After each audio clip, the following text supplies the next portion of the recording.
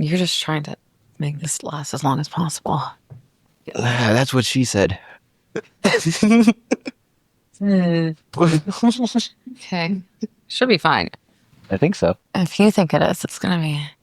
I think you look fine regardless of. I look fine all the time. Yeah. I'm so glad we're doing this. This is really exciting. Thank you Okay. for inviting me. Yeah. I don't know. I'm so tired. All right. Aaron. Hi. Welcome to my podcast. Oh, no. Thank you so much for being here. No, I don't have a podcast anymore. I love us. This is like my new favorite weekly. Weekly? Yeah. Weekly? This is gonna be weekly? You're stuck with me. Fudge. Lucky you. This could be my longest relationship. Oh, no. No. All right. Are we gonna jump right into it? I don't know. It's your podcast. I think we should jump right into it. It's the inverse podcast Why where are you I'm being so interviewed. uncomfortable in your own skin? Because I'm brown. No. Because I don't get to process what we're going to talk about beforehand. So my mind's like, where am I going to go? Yeah. I'm also probably as high as a crackhead without the crack. I don't know if that's entirely true, but I like the vibe. So, speaking of being brown, what was it like growing up for you? Growing up as in like the family, the household. Yeah, like your like living in your culture with your parents. The culture. Wow, I feel so foreign. Yeah. What am I, an immigrant? You're brown. Yeah, I don't really know what part to go into because some of it's sensitive. It's not like yeah, of course. But it was kind of I don't miss the childhood. My parents definitely like discipline based. A lot of their values is to make sure I don't get to because they both grew up in small villages, and I think a lot of those villages in India and Sri Lanka are people who, it's what I call village mentality, is like because they're all in the same group of area, the same area, they each have they each know each other so well. So if like someone does something stupid, it goes out to the entire village pretty quickly because that's news to them. And a lot of people like gossip over like actual intelligent things like, what are we going to do today?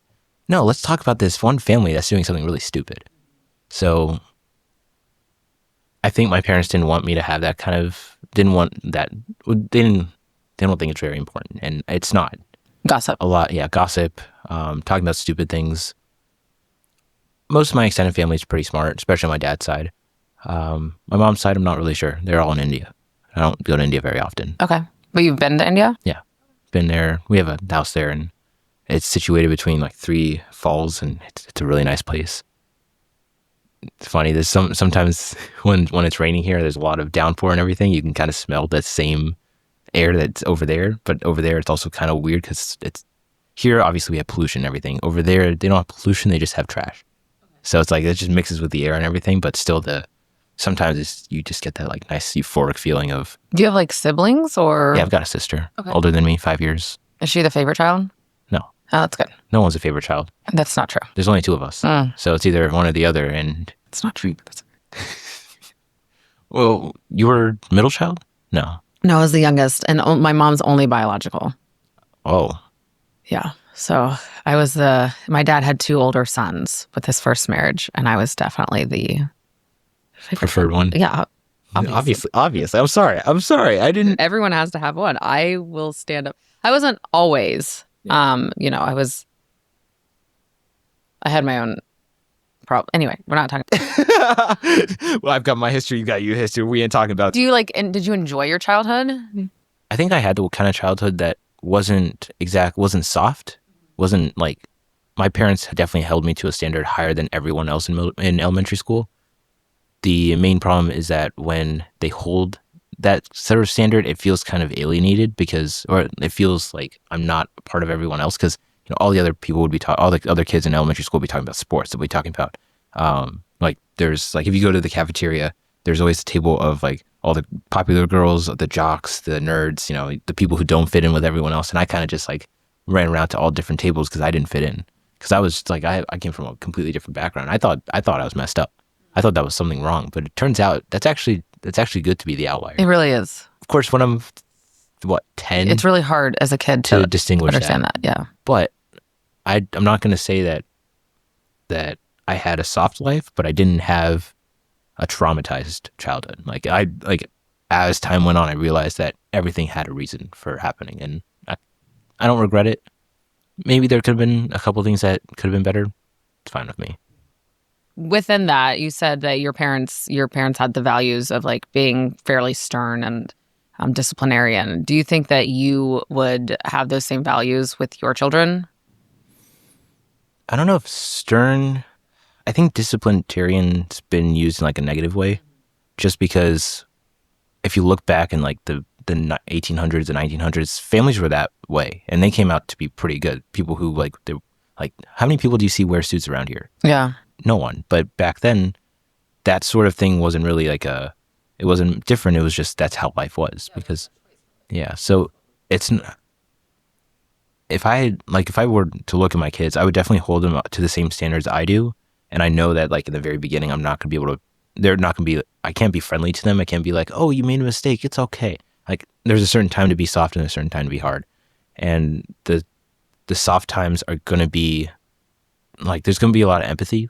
Like I might have outbursts. Like I don't even know what I'm gonna do because I'm 21. Like what do I know? Yeah. What do you know? Nothing. Absolutely. So, like At least you can there's like three you brain have cells to going. admit it. Like that's where it begins, and it's hard. It's so refreshing to have you be 21 or almost or when is your birthday? It's like end of March. Okay.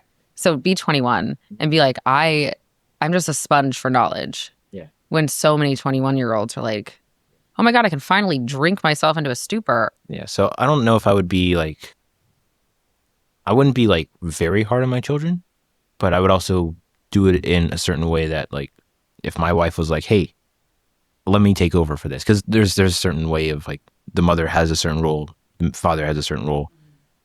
I would be like, okay, this is something I don't have the patience for, but I also know it's something that they need to learn. So I would probably defer it to someone else and then be like, okay, this is something that I need to do.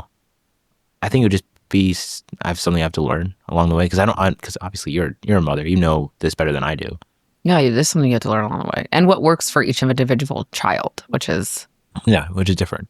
what are your personal core values that you hold yourself to as a standard every day? Like 3 of them. Every day, Yeah.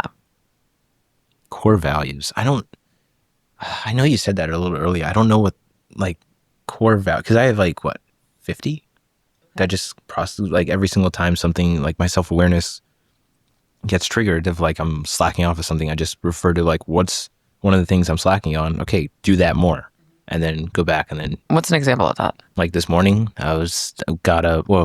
so yesterday we did the filming of the white to bluebell curriculum, and I guess the eye strain itself was so much that I just crashed around like 6 o'clock, 7 o'clock, went to sleep at 8, got up at 3.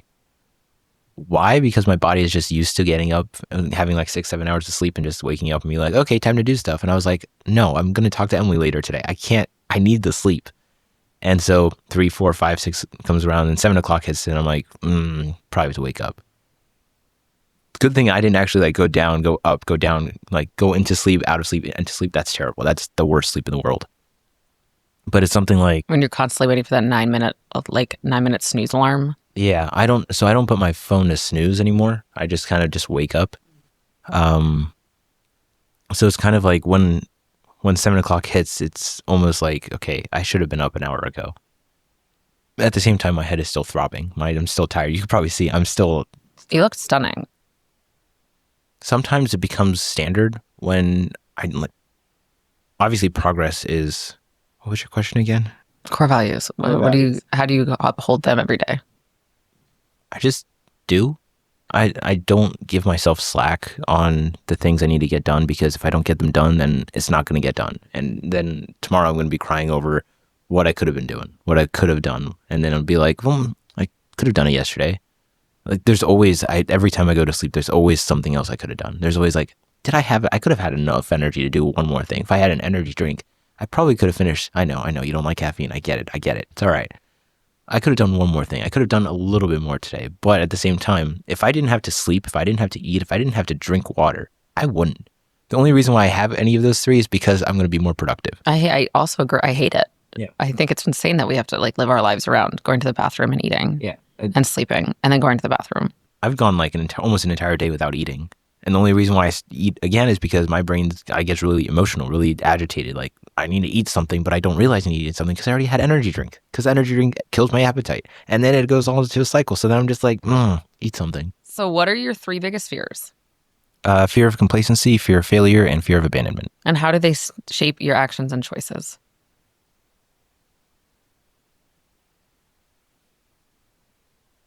It's the main things that I don't want to do every day. It's like every time I realize there's something else I could have done, something else I wanted to be, something else I could have said. It's always just a recurring cycle of what I could have been or what I wanted to be. I know some of it, like I understand why certain things are the way they are and why I have complacency, the fear of complacency, failure, abandonment. But the only thing is that it's subconscious. So it's almost like trying to unlearn how to walk because it's so ingrained in it. I just like keep pushing down well, you know how like neuron works, right? The more times you use a certain pathway, the stronger it gets, the more times that's going to be used. So I tell myself I'm perfect all the time. We're just down that path. well, that's delusional. It's obviously not. Well, obviously not for you, but in most cases, it's delusional. If Zach said, I'm perfect, I'll be like, dude, get your eyes checked. I think one of the biggest things that I have to do is to be able to say that the last 8 years has been a lot of the same thing. And trying to erase or trying to rewire 8 years worth of practice is not going to happen overnight. It's not going to happen in a week. It's not going to happen in a year. These conversations, especially like at your age and coming back to it in 10 years and having the same conversations is like, it's really a fascinating experiment. Yeah. This is the most average podcast I've ever been on. Really? Yeah. Why? I'm here. I know. That's why it's average. No, I'm kidding. I'm kidding. Liar. Don't kill me. Stop lying on Pulled your out the podcast. block. All right. Let's see. What is the most important lesson that you've learned thus far? Thus far, like on the podcast, thus far in your life? I know one of the lessons my sister told me when I remember when we were driving to ninth grade orientation. This was 2019, 2018. Yeah, fall of 2018. We were driving to high school and doing the ninth grade orientation about 2 weeks before school started. And I remember the intersection, like where we were driving, how everything was situated. My sister driving next to me. And she said that don't take risks, take calculated risks. And the amount of times that's gone through my head is crazy. And I'm sure she would be like, I told you so. I told you so. I'm sure she would say that. And she probably still would. And I would be more than happy to accept it. When I started realizing that a lot of the risks that I take, I mean, obviously, if I don't have to take risks, I won't. But yeah, I don't know how to answer that. I think we're onto something. So you do take calculated risks. Yeah. It just has to be as calculated as humanly possible to get to the answer. As calculated as everything that I know and everything I'm able to do as of right now. Because if I try to do something that I'm not capable of right now, then it's a stupid risk. But how do you know you're not capable of it? Because it's something that would take too much of my time and too much effort to solve. Because there's problems that are, I can solve this. It might take a little bit of learning, but I can get it done. And then there's the problems that are, oh, dang, I wish I could do this. This would make everything 30,000 times easier, but I don't have the skills, knowledge, or resources to be able to get it done. Do you have an example of something that you've like said no to recently? Because saying no is something that a lot of people have a hard time with anyway. Well, it's the power of saying no, the power of saying yes, the power of saying shut up, the power of saying, giving someone a slap on the face. I'm trying to, so I got this server from a friend of mine so I can like upload all the files that I have from what I have from my little SSD to the cloud. So I don't have to like remember to make sure everything's running. And only problem is that I need to download a OS. I have to put a user interface on it. I have to make sure that it's connected to the internet. I have to make sure that the static IP is right. I don't have the time. Like I can get that done. I don't even know what you're saying. Sorry, going right over your head. It's a server. It's like a little computer, but big. Oh, you don't even have a computer, right? Okay, so this is basically just a lot of computer stuff that I have to get done. But the problem is, it take more hours than I have right now to get it done. But it is cheap, and that's why I paid for it. It's like there's like obviously there's a recurring theme of time and money. The more time you use, the less money you have to spend. The more money you have to spend, the less time you have to use. It's like this nice little balance of how much time am I investing and how much money am I willing to put up for it, with also taking into consideration that time and money are both valuable resources. Time being finite, money being not finite, but also hard to get depending on whether or not you can get it. This like goes back to the old like hat of if you can afford somebody to do your plumbing, then you're gonna have somebody, and unless you're like somebody who knows how to do plumbing and has the time for it and has the resources. And I enjoyed doing stuff like that. Yeah. It's like some people are like, I don't know how to fix that. Dude, I'm going to fix it. All right. Now we're going to get into the confidence part of our podcast because it's my favorite part. What is your greatest strength? What is a strength? Well, you see, there's these things called dumbbells, and you take it. No. Put your hand on Yours. it. And then you I can usually tell have that to is lift not. it. Yeah, my skinny arms are not going to be built for dumbbells. Not yet. Not ever. Yeah. I'm not a fitness guy. More of a mental person, which sucks. Does it? Yeah. I think that might be one of my greatest strengths, but also a weakness, which is put me in a gym and try to lift weights. Not going to happen. Like my mind will get so bored after like 10 reps. Counting is really boring over and over and over again. Well, not the counting, but just I feel useless. Like, I don't know what I'm going to do with this like extra 3 pounds on me. Sure. Dopamine, serotonin, the endorphins, everything that goes with exercising. I get that. That's why I like to walk. But I mean, I wish I was jacked. Like, it would be cool to just have like, this. Maybe that's just like a later in life. It's a later thing, but also, unless it's a mental challenge, I don't think I would be able to address it, because physical problems, unless it's like physical as in like I can detach from it while also doing it. So like cleaning around the house or like doing yard work or something. Yeah, it's physical, but also I can kind of detach and just let and you're getting something done. Yeah. That is like it feels obvious right productive. there. Yeah. Yeah. But instant gratification, but also the visualization of something being done. Like I can see, okay, all the leaves were raked and now everything looks nicer. So aesthetics, but working out. The mental part is, some people I've seen don't want to solve the problem. They just want the illusion of solving problems, which I don't like. Unless it's actually solved or you put the actual effort so that it doesn't become a problem again, it's just a useless waste of time. And some people keep going around and around in circles and be like, okay, this is done. That's done. You didn't get it done. You just pushed it off to another day and gave yourself the illusion of it being done. And it's the efficiency, but also the productivity side of it that I absolutely hate.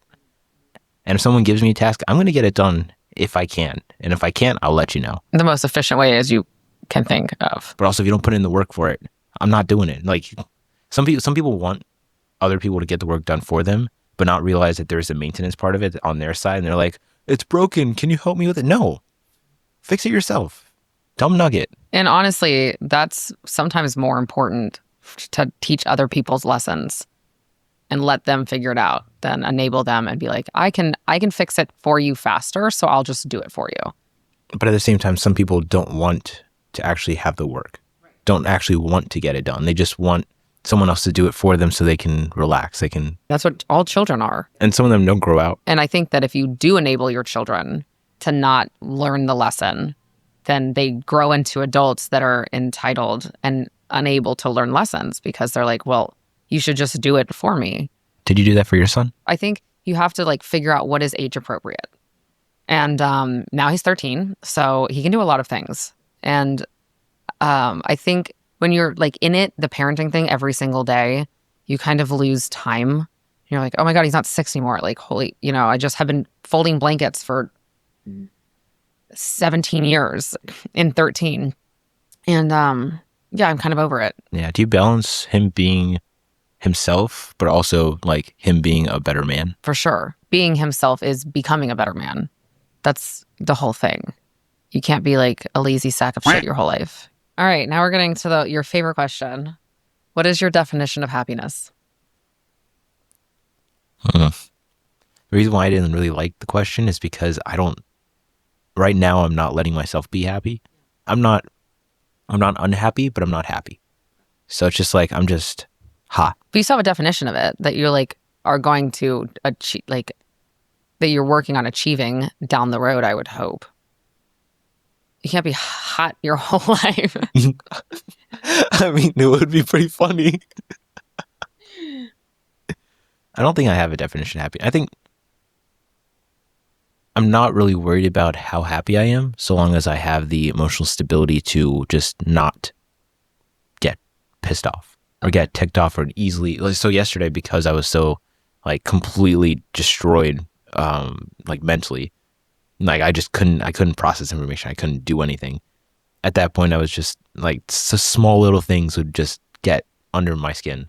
But at the same time, I only because I've seen that so many times, I just shut it down as soon as I could, which was like in 5 minutes.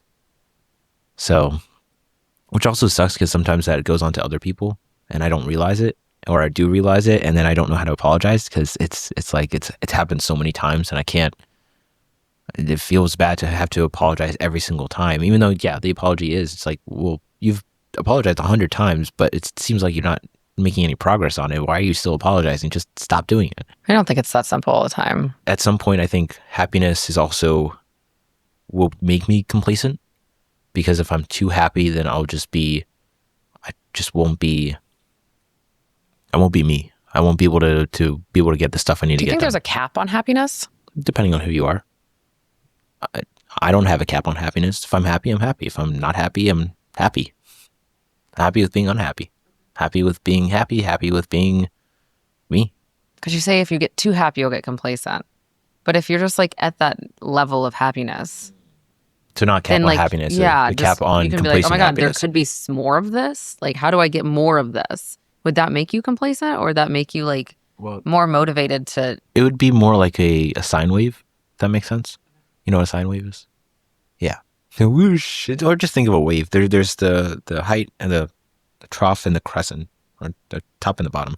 So I don't see it as happy. I think happiness is like a one aspect in time where I can just be like, I'm happy. All right, now what do I have to do?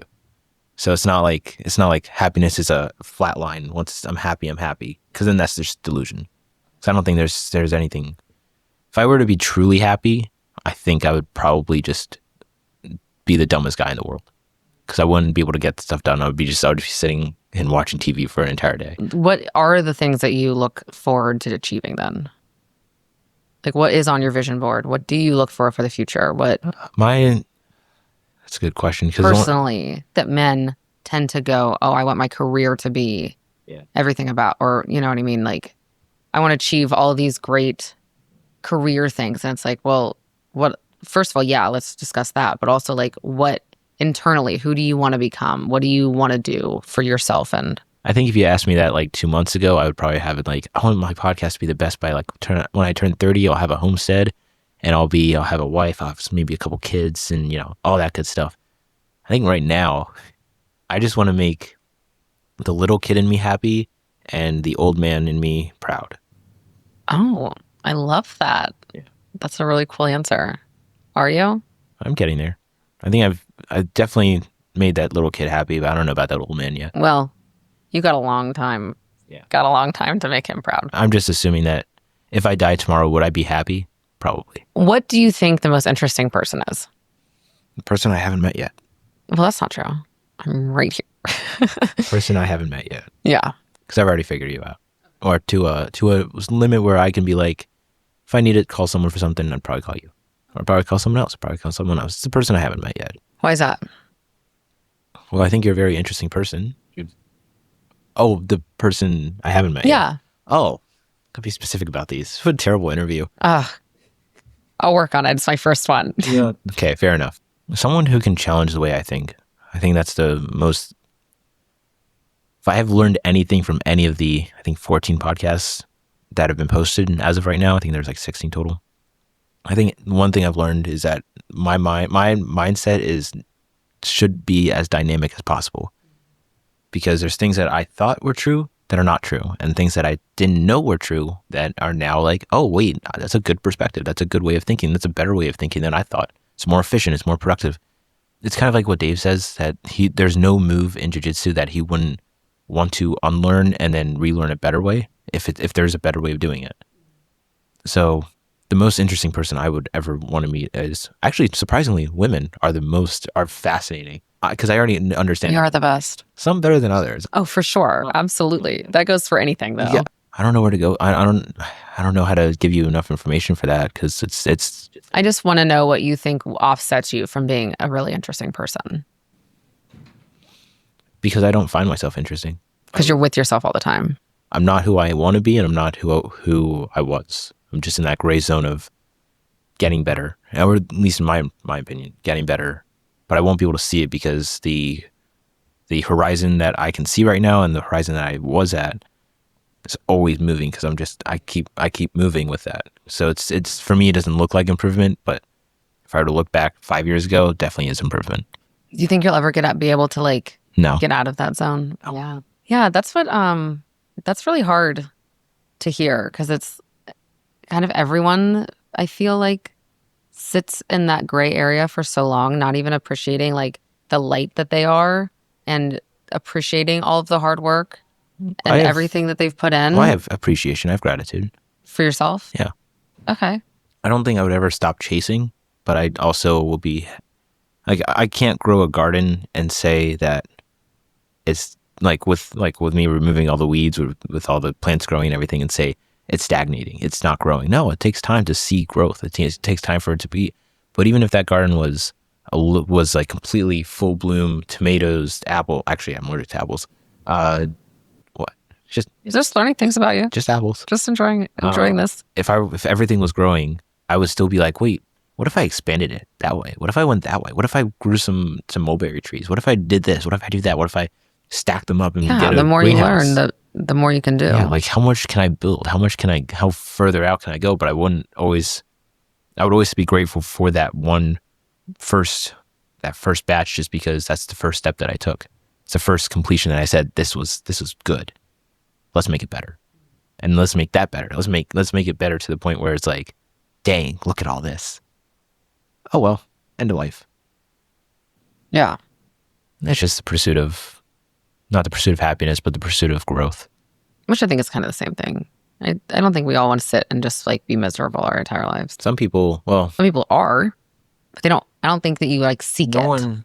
No one wants to be the villain in their own story, but they also don't realize that they're not even the hero. They're just a secondary character, and it's not like they were born that way. It's just they made themselves that way. What are they called on video games? NPCs, non-playable characters. Yeah, most people are. Yeah, because it's easy. It's simple. It's so easy. Yeah, it's so easy to just follow everyone else and do what anyone else is doing and listen to other people and be like, yeah, I'll take that advice. And it's like, that was terrible advice. Yeah, and just so the interviewer knows, the microphone's a little bit too far away from your mouth. Sorry about that. If you want to scoot in. Oh, do you want the camera positioned a different way? I don't think so. Okay, because your chair is sorry, audio is very, very big for me. And it's super crisp, by the way, from our last podcast. It's not the microphone, it's your voice. Why, thank you. I had to listen to it for 3 hours. Probably longer than that. My ears. Over and over again. I don't even know what I said in that podcast. Hey, you looked good. That's all that matters. Truly it is all that matters. Thank God. Who cares about her brain? Just look at her beauty. Yeah. That's all you need. I mean, you would hope there's a combination, but I promise you. All right, we're going to go back to how interesting women are. So you grew up with a sister. What is she like? She's my sister. Yep. Do you have a good relationship with her? I think so. Okay. I don't know. I would have to ask her. She's older. By how much? 5 years. Okay. Yeah, that's kind of a significant.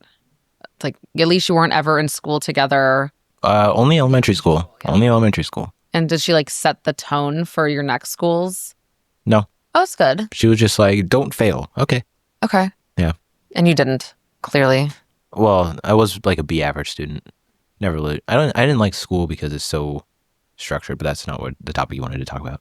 Well, we can talk about that. No, you want to talk about women? Yeah. Let's talk about women. It was International Women's Day yesterday. Oh, I'm so sorry. Yeah, we got 23 hours, shorted as always.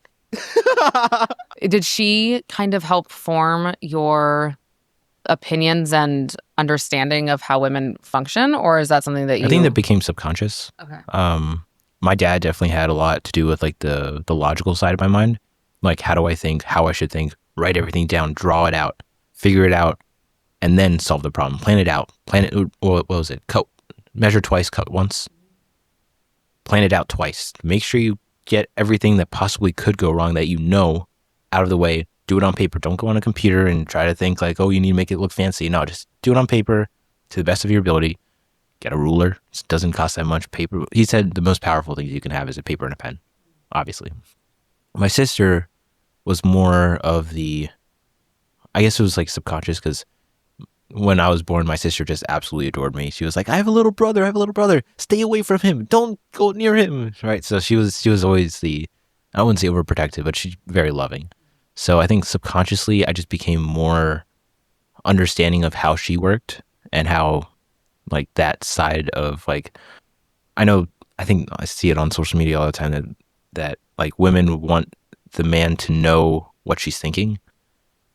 I just kind of, I don't try to do that. I just try to figure out what does she want. So like, let's go somewhere. She's like, okay, I don't know where to go. So I just start like naturally offering options. Like what works for what you want to do? And then she's like, well, I don't want it. Okay, fine. Let's go sushi. I don't want sushi. Too bad. We're going because you didn't choose. And she'd be disappointed. And then we go there and she'd be like, I'm happy because I want a sushi. And I'm like, Yeah, yeah, we all okay. just want somebody else to make decisions for us. Yeah. So that's a terrible way of thinking. I'm so sorry. No. I mean, like we make decisions all day long. We're not. I like making decisions. Yeah, men should. It makes this. I've been working all day. I don't want to also make a decision of where I'm going to eat. Like I'll just find something to eat when I get there. But why do I need to like? I don't want to swim through the options. And of course, women are like, well, what do you want to eat as well as what do I want to eat? So I don't know what you want to eat, and you don't know what I want to eat. Like, but I want to make you happy, and I also want to be like. I think it's also I also hate how society is like so focused on eating 3 times a day. And it's like, yeah, I eat whenever I'm hungry. yeah, for real. And then if I'm like, you're allowed to starve a little bit. It's okay. You're not going to die. It's okay. It's like you could survive 20 days or something without food. You can't survive 20 days without water. So drink warm waters, ladies. Hydrate or dihydrate? Hydrate or what? Dihydrate. Dihydrate? Is that a word? Yeah. If you're not hydrating, you're going to die. I'm so sorry. We're going to convert her. She's going to look like Jocko in 3 months. Discipline equals freedom. I do believe that. Discipline equals freedom? Yeah. Oh, yeah. I do. I just really have a hard time living by it. I think discipline equals freedom, but also obsession equals pain. You have to balance in everything. Like, and people can swing one way and be like, that is super not working, and then swing all the way the other way and be like, oh my God, this doesn't work either. And then you have to find that middle ground. It's because extremes are really easy to go to because they're the extremes. And it's almost, not to get political, but there's like left wing, right wing, and I'm pretty sure politics isn't a linear line. It's more like a 3-dimensional space where it's like you have one group, have another group, have another group, have another group, and then you have just everyone in between somewhere along the lines. Because no one's like 100%. And even that, it's like, that's still an option. Why is that extreme? And there's a lot, like a lack of education, I think, in a lot of different subjects to do with politics. And it's like, if socialists knew economics, they wouldn't be socialists. Friedrich Hayek. Anyway, okay, so back to your sister and your mom. Do you think that you have like a healthy respect for women, or no? Yeah, I'm a dude. What are you talking about? Healthy respect? What? I think my respect for women is definitely just, I respect them. I just don't understand them. But I also don't understand most people. I don't understand other men, so I just don't care at this point. What else do you want to talk about? I don't know. You're the interviewer. Oh man, that's such tripped up. Here, give me. You're done with your questions? Yeah. All right. Your turn. Oh, no. No. Wait a second. You cannot use my questions back at me. I'm not using your questions. I'm using the inspiration from your questions to tell you questions that are much better than your questions. You know what? I'll take that. She draws her one H. Looks like an N. So it's WNAT. Want. First of all, I don't write things down a lot. I can see that. Yeah. See how bad my handwriting is? She has beautiful handwriting. Like, look at this. You can't see it from over there. This is beautiful handwriting. And you can't see it over the audio part if you're listening to this. Garbage handwriting. It is beautiful. Definitely better than mine. It's on a good, like when I'm trying, this is better than when I'm trying. This is going to be the worst podcast in the world. What are you talking about? I'm just not, my head is all over the place. Actually, it's nowhere. My head is like. Yeah. I mean, we can like take a break. Sure. I could eat something. You haven't eaten yet? I have not eaten today. Oh man, all right. She's gonna eat. If you want to like, No, you're eating. okay.